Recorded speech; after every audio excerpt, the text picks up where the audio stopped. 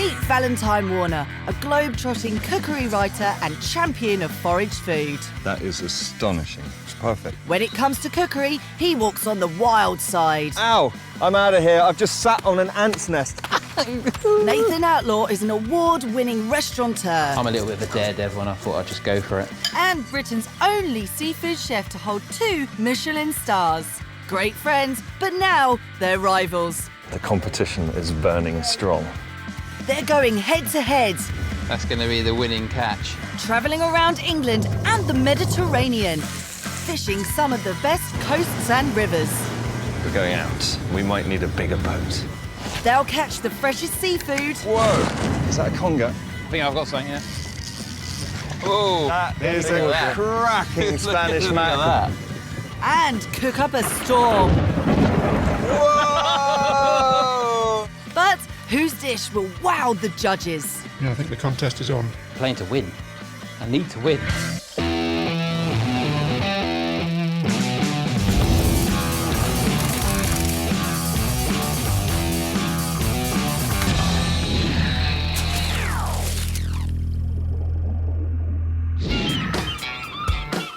Today, the boys are on the southwest coast of England. They're going to compete to land a marine superstar, the sea bass. Oh no! No, no, no, no, no, no, no. Prepare a proper man snack That is king of snacks. and break out the barbecue in the battle to win the fish dish of the day. That's barbecued fish. That's barbecue fish. Salcombe sits at the mouth of Devon's Kingsbridge estuary. Once famous for its boat building and fishing, it's now a sailing resort and a popular spot with anglers. This is great here. This South Devon's finest. Salcombe's beautiful. I mean, I just love it, and I'm hoping today we're going to get some sea bass. I've never had much luck bassing. Everyone else goes out and says, oh, we got 100 today, and I just do really badly. I've only had a few in my life, and Yeah. I'd really like to tuck in today. What bait are we going to be using, do you reckon? Well, I've bought a big box of plugs, Yep. but I hope we've got live sand eels, because if we've got live sand eels, they're pretty deadly. Yeah. By the way, we're supposed to see that way. This way. That way. Yep. Yeah, we're not going to catch bass like that way, or we might get a cow. Local fisherman Chris Puncher is their skipper for the morning. Chris, what are our chances today? Hopefully very good. A lot caught recently. A lot. A lot, yeah. A lot of nice fish as well. Sort of 4, 5, 6 pounders. Oh, that sounds good. Ooh. Lot sounds good. And bait today. Today I've got some live sand eels. We're armed and deadly. Yeah. Yeah. Could it be Val's lucky day to break his bad luck with bass fishing? Got a good feeling about today. So have I. Maybe foolish talk, but No, we're not going to go hungry tonight, Val. Let me dress you, Val. thanks, darling. It's quite nice being dressed by Nathan now.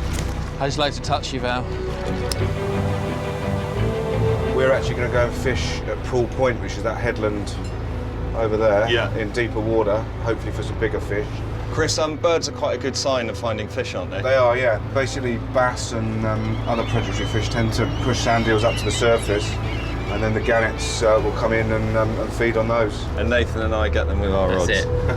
In That's the theory, plan, yeah. that's the plan. Sea bass have bright silver flanks and firm flesh. They get the chef's vote for their sweet, delicate flavour, and anglers love them because they're a challenge to catch. Not surprisingly, they're an increasingly popular fish on restaurant menus around the world. But will the boys catch any? Hopefully this little one will do the trick.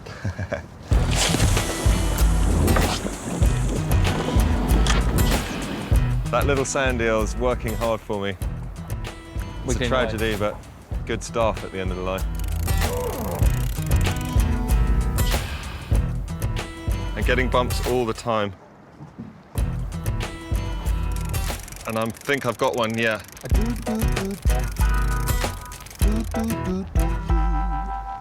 Right, I got a mackerel. And he's not the only one with a bite. A bass, maybe? Yeah, pollock. Maybe not. Pollock. Pollock. Pollock. Mackerel. Another pollock. Oh, I had something. Oh, yeah, it's still there. pollock. Still no bass.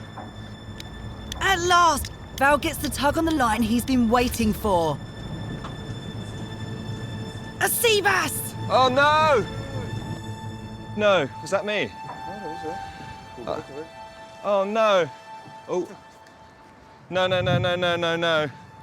No, no, no, I had a really, really decent fish on there. I took that really carefully. I didn't rush it. It was on. Chris said, nice fish. And then I've dropped it. I don't know how. That is heartbreaking. Absolutely gutted. I feel wrenched. Val, Hurt, misunderstood, and anxious. is he going to read these stories that's going to go on forever about you nearly caught that bass? All the way up, guys. We'll try another spot. And a new location calls for a new tactic. Val is determined to hook the bass that got away. Nath, I've just bought an extra weapon with me. Okay. I bought some plugs. Eat me. So we come to grounds that are a bit shallower, about 40 foot down. Hope. Endless hope. I'm already getting a bit of action here. This is the one. This is the one. This is the one. Come on. Come on. It hits straight away as soon as you hit the bottom. Don't know if it's a bass though. It's definitely something a bit lively.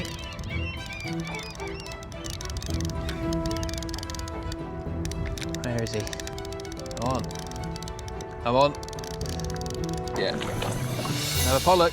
It might not be a bass, but it's the catch of the day. Nathan carries off fishing honours, which means he gets first choice for the evening cook-off. Pollock isn't a good fish in my eyes. I didn't catch a bass today, but you know what? I've caught my favourite fish, which is mackerel, and my dish will work just as good, if not better with it. Which leaves Val to cook with the pollock. I can't make people like it, but I'm going to try and do the pollock justice. My recipe is staying the same. It's going to be delicate. It's going to be refined. Is it a boring fish? No, it's not. It's tasty. Well, I like it anyway. I had an amazing day. I feel happy when I forget about the bass. Next time we'll be all right. We'll get one. That was an evil laugh.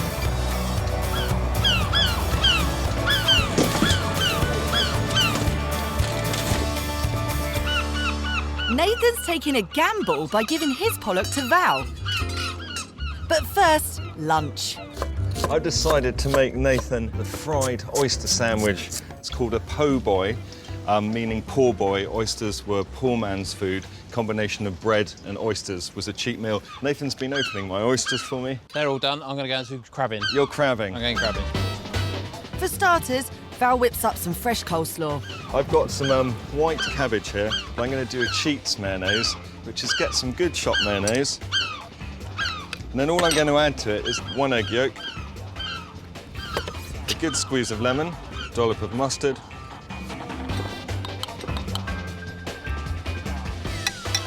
I want this sandwich to be really, really juicy. A good grind of black pepper. Have a little taste. Delicious. He's going to coat his oysters in breadcrumbs. He whisks an egg, adds flour and a pinch of dried thyme. And just to make the breadcrumbs a little bit more interesting, I've got a couple of digestive biscuits. So oysters go into the flour very lightly, dip them in egg, and then roll them in breadcrumbs. Really make sure they're nice and well coated, and they'll go really crunchy. Slices of gherkin and beef tomato add a bit of sweet and sour and bulk up the sandwich. Sunflower oils. Generally speaking, sandwiches are really mean. This is going to be really laden. Next, Val deep fries the oysters for just a minute. Oh yeah. And if you don't fancy oysters, scallops or prawns work just as well. Get as many in there as you can. Some gherkin, some seasoned tomato, probably a couple of slices. That looks like a real sandwich. It is a real sandwich, Nath. It's a manwich. A manwich. And then a really good hit of green Tabasco. Really blob it on. There's the lid. Doesn't need anything else. There is the po' boy or fried oyster sandwich. Oh, that's lovely.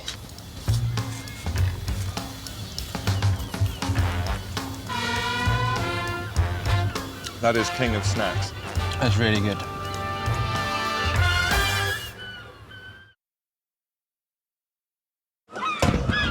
It's time for Val and Nathan to turn their attention to the evening's cook-off. Val's hoping to get the upper hand by sourcing some local veg to go with his fish. I know there's good stuff here for my pollock dish. I think I want some globe artichokes, maybe a few baby carrots, some new potatoes, some shallots, and any lovely warm herbs blowing in the breeze. I'm looking forward to this. Val meets farm owner Neil. What have you got in the veg section at this time of year? Well, one of my favourite things is the bunched rainbow-coloured carrots. So we've got yellow, purple, light orange, dark orange. They're amazing. Can we go and raid your patch senseless? Yeah, let's go and get it. It's hard ground, isn't it? Really hard. But in this ungiving ground are some really very beautiful good. little carrots. New potatoes? Absolutely. Right, want a few of those. You dig and I'll pick out the little tiddlers. Let's get some. Another one of my favourites, because it's a bit spiky and hard. It's one of those things that's enough to put people off forever, isn't it? People don't want to spend time getting to the nice bit. No. Next, Val picks broad beans. Beautiful baby shallots. And Neil says the gooseberries are ready to pick too. I do love a gooseberry, but not a popular fruit anymore. No, it's a tricky one. It's hairy. It weirds people out for being hairy. I know. This is all going to sit underneath a big quivering piece of steamed pollock, and I think it's going to be a winner, despite whatever Nathan says. While Val heads back to the kitchen, Nathan's turning up the heat. He's visiting specialist chilli farmer Steve, who grows a staggering 10,000 plants in his polytunnels. How many different varieties have you got here? There's about 140 this year, something like that. Blimey. I'm after something that's like a padron pepper Yeah. that I can cook with, Yeah, yeah. go with the mackerel. Padrons are small, green and usually very mild, but occasionally one can be as fiery as a Tabasco pepper. They don't taste particularly special when they're sort of uncooked. You need that sort of, just a little bit of roasting Yeah, just to bring it out. That's lovely, that is. Yeah. This So is it's sort right. of grassy and, yeah, a little bit nutty. I think Val's going to have trouble against I these think- as a good ingredient. Yeah. Now, what I need now Yeah. is a chilli that's going to work. I'm making like a tomato dressing Yeah. to go with my mackerel. Yeah. I want the chilli to come through with a bit of zing, a Yeah. bit of power, a bit Yeah, of yeah. punch. So, yeah, this is ají, spelled A-J-I, red, a Peruvian chili. Lots of flavour, Right. usually quite citrusy, but you might get something else. We'll have a chew if you just Yep. bite the very end of it and see what Okay. the flavour's like for you.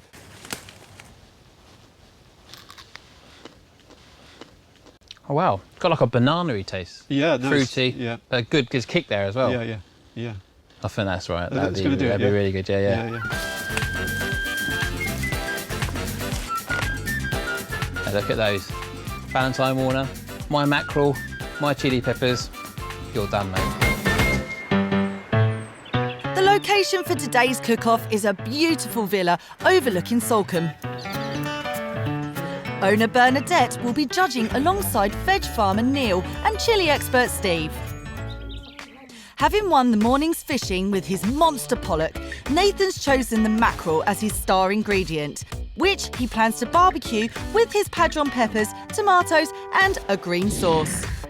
Meanwhile, Val must do his best with the pollock. He's going to char grill it alongside a summer salad of his hand-picked artichokes, new potatoes, baby carrots and broad beans. Let the cook-off begin. Here we go. That pollock's looking lovely now, isn't it? Oh, right now you've changed your mind, have you? Turncoat. Still don't think it's going to beat the mackerel. This pollock is just fantastic. It's really, really firm, the meat. Pollock for me, nah. To prepare his mackerel for the barbecue, Nathan's going to butterfly them. So what I'm doing here is I'm just running the knife either side of the centre bones, and then what's a little trick is to pull, when they're nice and fresh, they'll come out in one. It makes the whole fish completely boneless. And there you have it. So it's lovely butterflied mackerel, ready for the barbecue. Next, Val salts his pollock. This will draw out the moisture and firm it up. When salting the fish, just put a little bit less salt on the tail. It's a much thinner piece of meat, and a little bit more salt around the shoulder at the thicker end. For his dressing, Nathan makes a cold stock, a top tip for extracting maximum flavour from his ingredients. A little bit of olive oil, some shallots, garlic, these lovely chilies that I've got here. Is that a violent one?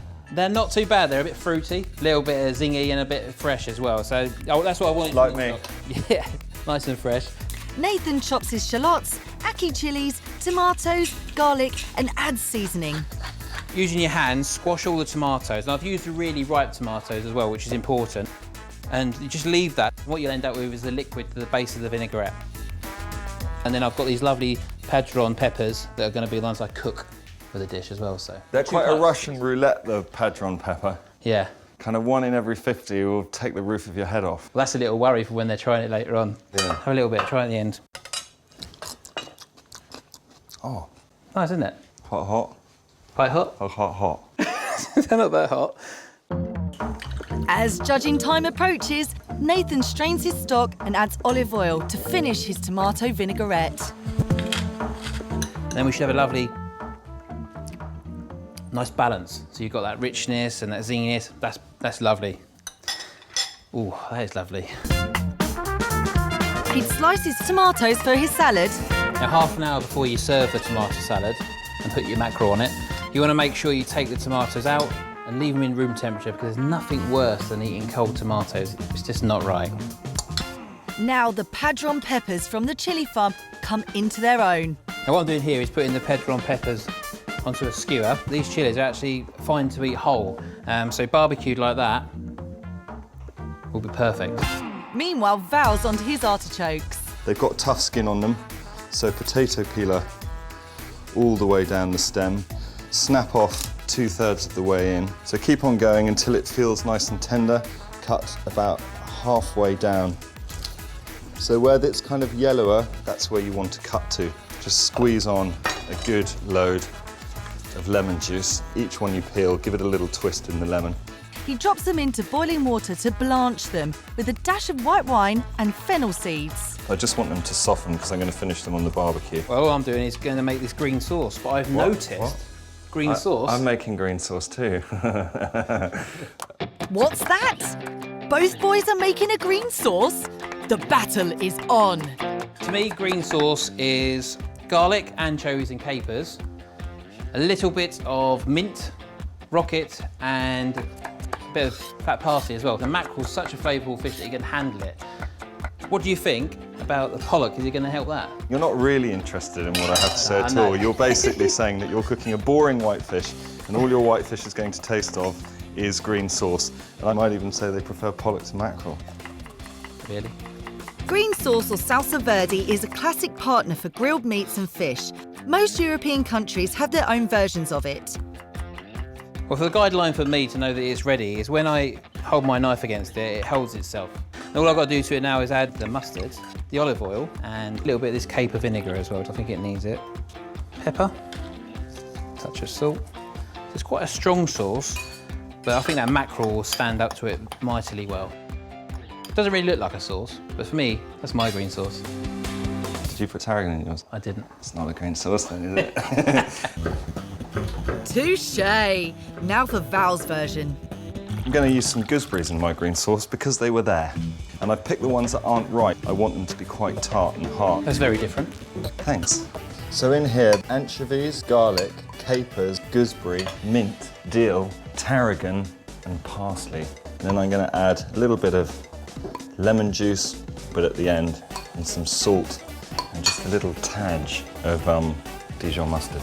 Val's version is chunkier, bolder, but will it wow the judges? Time to cook. The golden rule about cooking fish on the barbecue is that if you put it on wet, it will stick and be a disaster. So really wipe the fish down, make sure it's nice and dry. He sprinkles his pollock with sea salt. And what the sea salt does is slightly keep the fish skin off the grill as well, and then just leave it. The chunky pollock fillets will take time to cook, so they're first onto the barbecue. Now, I've got my artichokes to grill too. The thing about barbecuing really is the charcoal and the smoke it creates. It's an ingredient in itself. I don't have anything against gas barbecues, but in effect it's just like wheeling your cooker into the garden. It's not really cooking over charcoal. Nathan's Padron peppers are next. Nothing on them, no salt or pepper or olive oil, just straight natural as they are, and they'll just blister up. Now the fish is really beginning to cook, and when I've got about 2 fingers width of raw meat down the middle, I'm going to flip it over and leave it there for about a minute, and that should be perfectly cooked. It's so important to be patient with the fish on the barbecue. Start mucking around with it, and it's going to stick. I don't want to be delicate with my artichokes. I want them to be really bashed in by heat, just properly charred and give them a good blackening. While Val finishes off his green sauce, I want to put some Dijon mustard now in the herbs. I want a lemon. I want in this kind of Italian way to be properly zingy. Nathan dresses his peppers. So there's the peppers just into the remaining dressing. Yeah, they're seasoned with salt and pepper. Yeah. Before barbecuing his butterflied mackerel. Here we go. Oh, look at that. Oh, yes. That's barbecued fish. This is just going to look glorious. They're each serving one big platter for the judges to share. Okay, I'm going to stop fiddling. Nathan is serving his mackerel with a fresh tomato salad, grilled Padron peppers and his classic green sauce. Val's fillet of pollock sits on a bed of new potatoes, broad beans, carrots, shallots and those tender globe artichokes with his gooseberry salsa verde. Oh, what's that green stuff? Bit of pesto-like. Yeah. Gosh, look at all of this here. Really good. Yeah, I think the contest is on. While the judges dig in, the boys sample each other's dishes. This looks delicious. Now, Mr. Warner, every Yeah. time I've eaten pollock, I've always thought it was bland and didn't work for me. But you must be a magician, because actually, that big fish, you found the flavour in salting it, and it's very, very nice. Thank you.